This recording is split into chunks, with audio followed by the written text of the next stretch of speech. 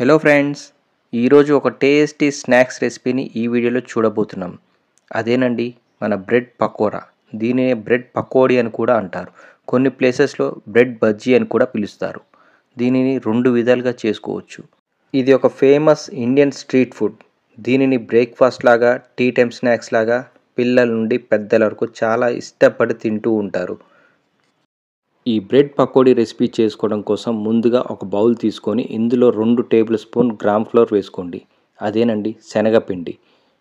1 tablespoon cornflour, 1 tablespoon rice ఫ్లోర్‌ని కూడా వేసుకోండి.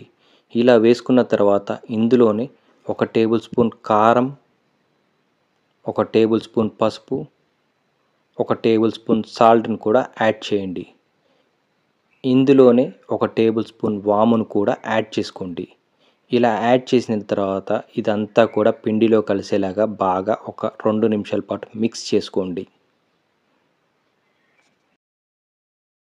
ఇలా అంతా మిక్స్ అయిన తర్వాత ఇందులోనే ఒక హాఫ్ టేబుల్ స్పూన్ సోడా ఉప్పును కూడా వేసుకోండి.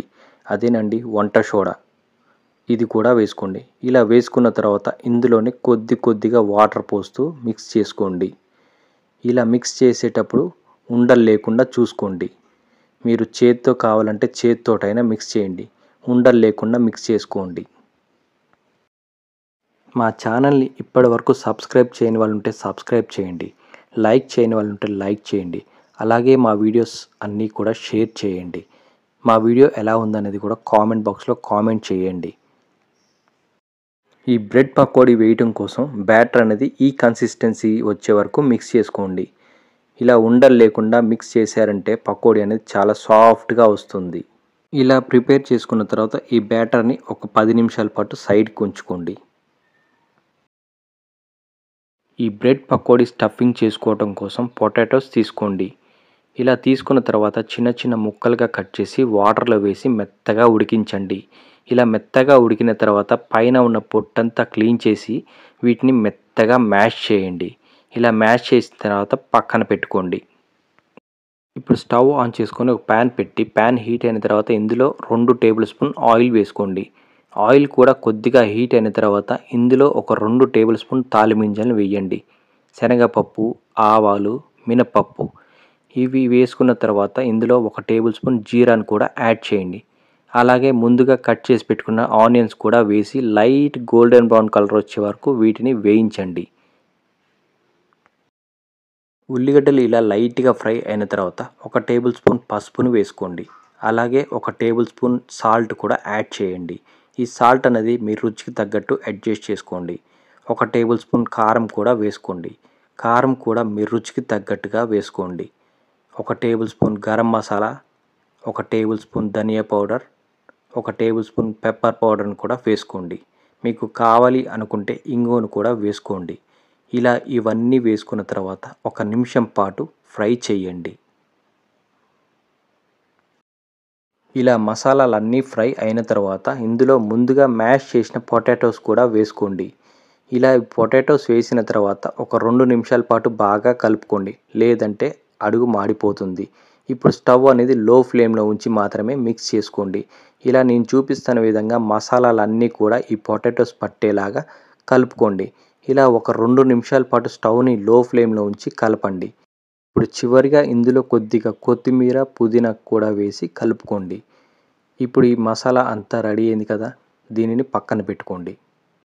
ఈ బ్రెడ్ పకోడా కొంతమందికి ఈ పొటాటో స్టఫింగ్తో తినటం ఇష్టం ఉండదు. అలాంటి వారు డైరెక్ట్గా బ్రెడ్ స్లైసెస్ని ఈ బ్యాటర్లో మిక్స్ చేసి వేయించుకొని తినవచ్చు. అలా తిన్నా చాలా టేస్టీగా ఉంటుంది. ఈ రెసిపీని ఈవినింగ్ స్నాక్స్గా చేసి పిల్లలు పెడితే చాలా ఇష్టంగా తింటారు. కాబట్టి ఈ రెసిపీని ఒకసారి ట్రై చేయండి. బ్రెడ్ పకోడీ అనేది 2 రకాలుగా చేసుకోవచ్చు అన్నాం కదండి. ఇది ఫస్ట్ టైప్. ముందుగా ఒక ప్లేట్లో మనకు కావాల్సిన బ్రెడ్ పీసెస్ తీసుకోవాలి. ఇలా ఎన్ని పకోడీలు కావాలో అన్ని బ్రెడ్ పీసెస్ని తీసుకోండి. తీసుకున్న తర్వాత నేను చూపిస్తున్న విధంగా ట్రయాంగిల్ షేప్లో కట్ చేసుకోండి. ఈ ట్రయాంగిల్ షేప్ కావాలంటే అలా కట్ చేసుకోండి. లేదు అనుకుంటే మీరు స్క్వేర్ షేప్గా అయినా ఉంచుకోవచ్చు. అది మీ ఇష్టం. పిల్లలకి ఇట్లా డిఫరెంట్ షేప్స్లో తినడానికి ఇష్టపడతారు కాబట్టి ఇట్లా ట్రయాంగిల్ షేప్లో కట్ చేసుకోండి. లేదనుకుంటే ఇలా స్క్వేర్ షేప్లోనే ఉంచుకోండి. ఇలా ఉంచుకున్న తర్వాత ముందుగా ప్రిపేర్ చేసిన ఆలు మసాలా అంతా కూడా నేను చూపిస్తున్న విధంగా పేస్ట్ చేసిన తర్వాత రెండో బ్రెడ్ పీస్ కూడా దీనిపైన పెట్టండి. ఇలా మసాలా అంతా పేస్ట్ చేసిన తర్వాత నెక్స్ట్ బ్రెడ్ స్లైస్ తీసుకొని దానిపైన పెట్టండి. ఇలా మీకు ఎన్ని బ్రెడ్ పకోడీ కావాలి అనుకుంటారో అన్నీ రెడీ చేసి పక్కన పెట్టుకోండి. ఇప్పుడు ఈ ట్రయాంగిల్ షేప్ బ్రెడ్ పీసెస్ కూడా సేమ్ అలాగే మన పొటాటో స్టఫింగ్ మసాలాని యాడ్ చేయాలి.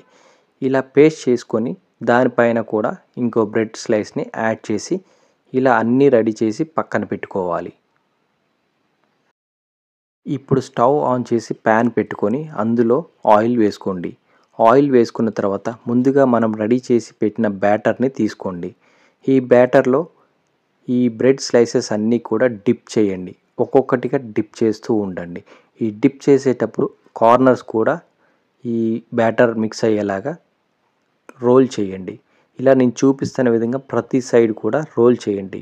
ఇలా డిప్ చేసిన తర్వాత దీనిని తీసి ఆయిల్లో వేసుకోండి. ఈ బ్రెడ్ పకోడాకి ఎక్సెస్ బ్యాటర్ అనేది లేకుండా చూడండి. ఒక్క సెకండ్ పాటు ఇట్లా లేపి నిలబెట్టడం వల్ల బ్యాటర్ అనేది రిమూవ్ అవుతుంది. ఆయిల్లో వేసిన తర్వాత 1 నిమిషం పాటు కదిలించకుండా అలానే వేయించండి. ఇలా 1 నిమిషం పాటు వేయించిన తర్వాత సైడ్స్ అలాగే కార్నర్స్ కూడా వేగేలాగా చూసుకోండి. ఇలా 1 మినిట్ తర్వాత నెక్స్ట్ సైడ్కి ఫ్లిప్ చేయండి. ఇలా ఫ్లిప్ చేసిన తర్వాత లైట్ గోల్డెన్ బ్రౌన్ కలర్ వచ్చే వరకు మాత్రమే వేయించండి. బాగా వేగినట్టయితే మాడిపోతాయి, కలర్ కూడా చేంజ్ అవుతాయి. కాబట్టి లైట్ గోల్డెన్ బ్రౌన్ కలర్ వచ్చే వరకు మాత్రమే వేయించుకోండి. బ్రెడ్ పకోడీ చేసిన తర్వాత పొటాటో స్టఫింగ్ మిగిలిపోయినట్టయితే దానిని పారవేయకుండా ఇంకో రెసిపీ కూడా చేసుకోవచ్చు. అది ఎలా అంటే ఇవన్నీ కూడా స్టఫింగ్ అంతా కూడా ఇలా ఉండలుగా చేసి దానిని ఆ బ్యాటర్లో వేసి ఆయిల్లో ఫ్రై చేయటమేనండి. అది కూడా తినడానికి చాలా టేస్టీగా ఉంటుంది. ఒకసారి ఈ రెసిపీని కూడా ట్రై చేయండి.